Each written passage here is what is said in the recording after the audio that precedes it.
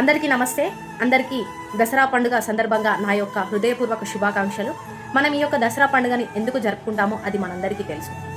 చెడుపై మంచి సాధించిన విజయానికి జరుపుకునే ఈ యొక్క దసరా పండుగ మన తెలంగాణ రాష్ట్రంలో ఓటు అనే ఆయుధంతో దొరస్వామ్యాన్ని అంతమోలించి ప్రజాస్వామ్యమే నిలిచి చెడుపై మంచి సాధించిన విజయానికి మనందరం సుఖ సంతోషాలతో సుభిక్షంగా జరుపుకునే ఈ యొక్క దసరా పండుగ మన తెలంగాణ ముఖ్యమంత్రి గౌరవ శ్రీ రేవంత్ రెడ్డి గారు బాధ్యతలు చేపట్టినప్పటి నుండి ఉచిత బస్తో మొదలుకొని మొన్న జరిగిన బతుకమ్మ పండుగ గిన్నిస్ రికార్డు వరకు ఇచ్చిన హామీలన్నీ నెరవేరుస్తూ విద్యార్థులు, నిరుద్యోగులు, ఉద్యోగులు, మహిళలు, పేద ప్రజలు సామాజిక తెలంగాణే ధ్యేయంగా ముందుకు నడుస్తున్న మన తెలంగాణ రాష్ట్రాన్ని నెంబర్ 1 రాష్ట్రంగా తీర్చిదిద్దడానికి ముందుకు నడుస్తున్నాడు మన రేవంత్ అన్న.